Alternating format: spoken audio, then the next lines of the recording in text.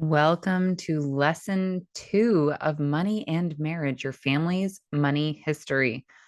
In the last lesson, we talked about why you're here, and I hope you did the homework. If you haven't done the homework, this is your opportunity to go back, go do the online activities and the guided discussion together, and now you can move on. Then you can move on.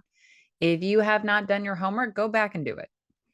In this lesson, we're going to discuss how your family money management methods and your family history affects how you relate to money today. So there are 4 types of money management styles: closed and unstable, closed and secure, open and unstable, and open and secure. How did your parents manage money? What did they teach you about money? The way you relate to money is influenced by your parents or the adults who took care of you growing up. This is true for everyone, regardless of the household you grew up in.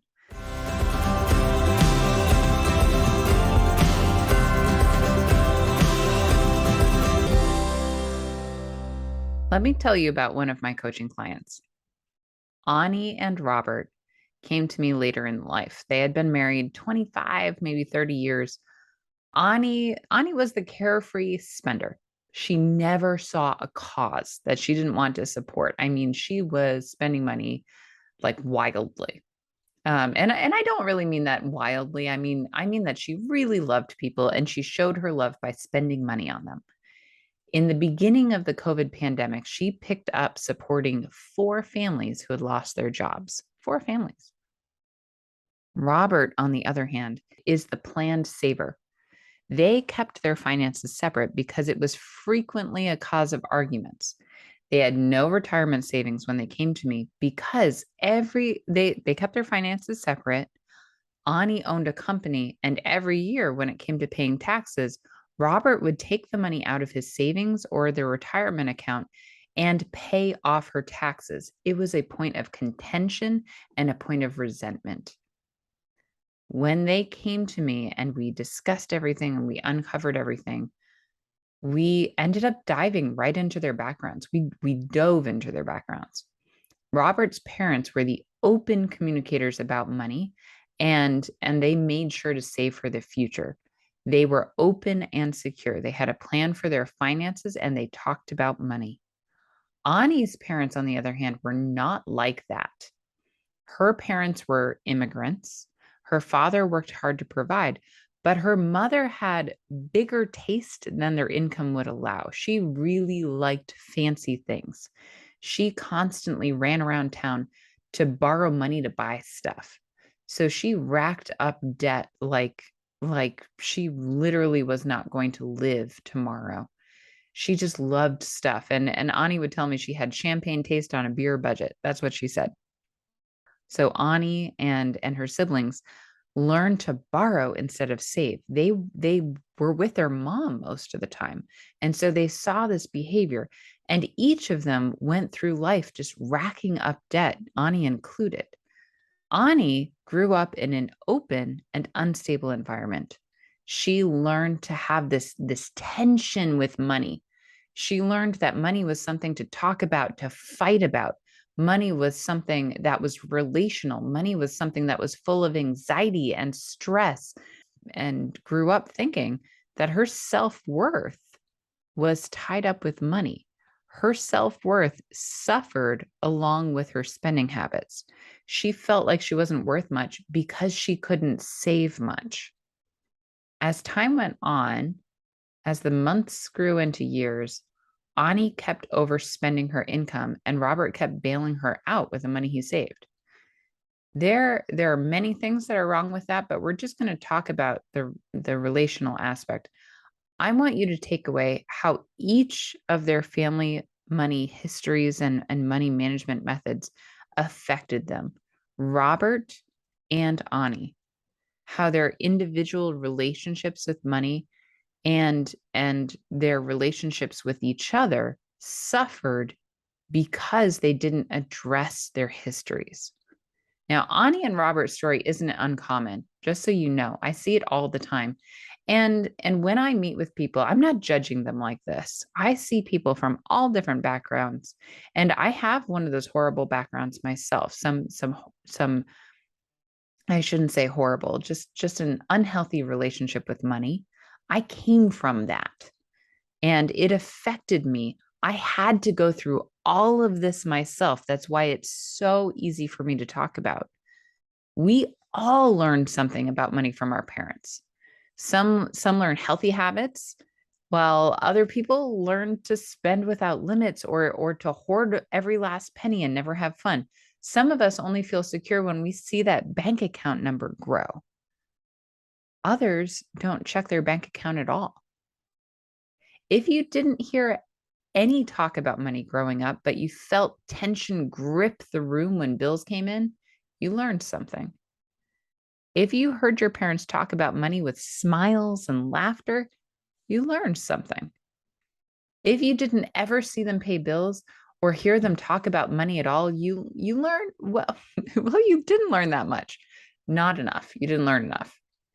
We're going into all of this because where you come from affects your relationship with money and your relationship with your spouse. My husband came from a family with secure finances. That's not what I remember about mine.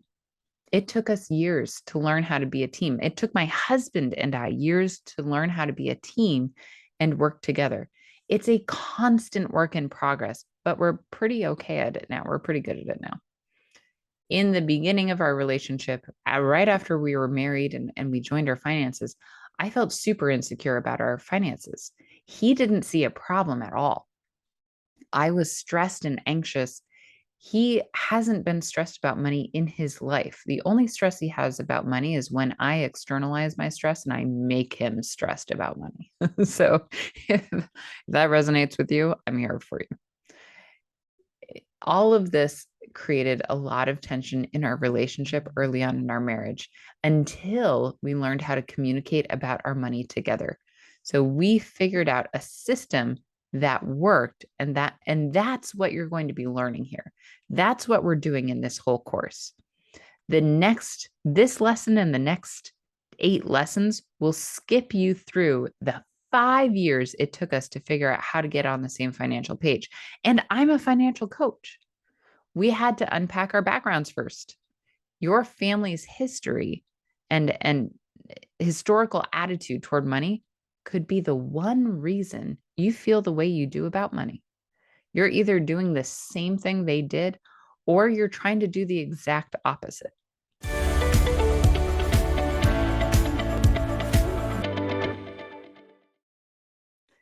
If your family talked about money, but the environment was emotionally charged, know that it doesn't have to be that way for you. You don't have to feel fear or anxiety or expect conflict every time you bring up money with your spouse. That's called an open and unstable environment. One that talked about money, but it was full of drama and anxiety and emotion. They didn't have a plan for their money. And so there were arguments. If you come from that, you don't have to live in that. Talking about money doesn't have to be emotionally charged. It doesn't have to make you anxious. If your family history was open about money and it was secure, well, your conversations probably weren't emotionally charged. You were just talking about money like a tool, like it was like you were planning, like it was for the future. You were fine. There were no big emotions involved. That means you came from a place that was open and secure. And you probably learned to be confident and have confidence as you went through your life managing money. Your parents probably taught you something about money too. If you came from a place that was closed and unstable, your parents didn't talk about money in front of you, but you probably felt how anxious and stressed they were every time they had to pay bills. Or maybe when you went to the grocery store and you asked to buy something, the answer was no, or the answer was unpredictable because it might be close to payday or it might not be close to payday. That's a closed and unstable environment. Now, let's say you came from a family that was closed and secure. So they had a plan for their finances.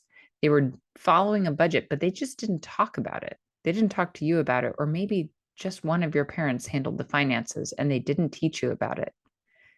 Well, in that case, you probably were feeling okay until you were a teenager. Then you were maybe anxious, a little bit embarrassed that you didn't know anything about money and unsure about your money decisions. Are you doing this right?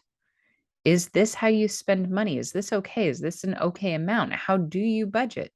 So a lot of insecurity and anxiety comes from houses that don't talk about their money at all. Okay. Walking through this course and setting up a solid plan together will take the fear out of finances. Instead of feeling anxious, you'll end up in that confident quadrant.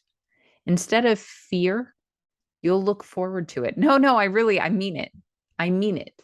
And instead of shame, you'll be happy that you did it. Let's get there. The activities in this lesson are designed to help you unpack your family's money history, your family money management methods, and talk to your partner about it. Talk to your spouse. Now, your childhood, just so you know, your childhood does not define who you are and what you will do in the future. It does not define you. Your past does not define you. The point here is to explore both your family money management methods and start to learn how to work together on your finances. Family history is a good starting point. It helps you understand what made you who you are today, but it doesn't predict who you choose to be in the future. As you're going through the activities, please keep in mind that it's important to have open and honest money talks with your spouse. Explore any emotions you're having during this time and welcome them from your spouse and from yourself with patience and grace. Understand this is emotional. Money is emotional. That means you accept what you're feeling and you work through it slowly. Don't get angry or frustrated by any fear or anxiety or shame. That is natural. That is normal. Please don't get frustrated with yourself. Those are common, normal emotions. And I almost always see it in financial coaching.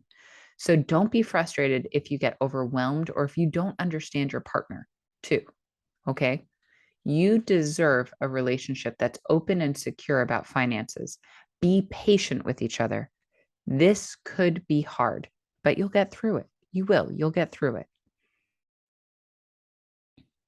In one of our exercises today, we ask each partner to take 5 minutes to explain their family's money history. When it's your turn to listen, listen to hear and understand what your partner is saying and feeling. Listen to understand, not to respond. It's okay if your spouse doesn't respond right away because they're listening to understand. Listen with your whole mind to remember. Don't think about what you want to say. Listen to your partner actively. Okay, let's dive into it. In today's handouts and online activities and discussions, I have write-ups about family money management methods. I have ways that you can identify where you came from and how it's affecting you today. It's harder to listen to it in a video than it is to process it by yourself, or maybe that's just me as an introvert. Anyway, I have all of that material there for you. And I also have open, don't forget, as part of this course, you get some coaching sessions. So please sign up for them and go to them. I want to be there for you and I want to help you with this. Go do your family money management methods. All right, do your online activities separately and then your guided discussion together. I will see you in lesson 3, your money personality. All right, talk to you soon.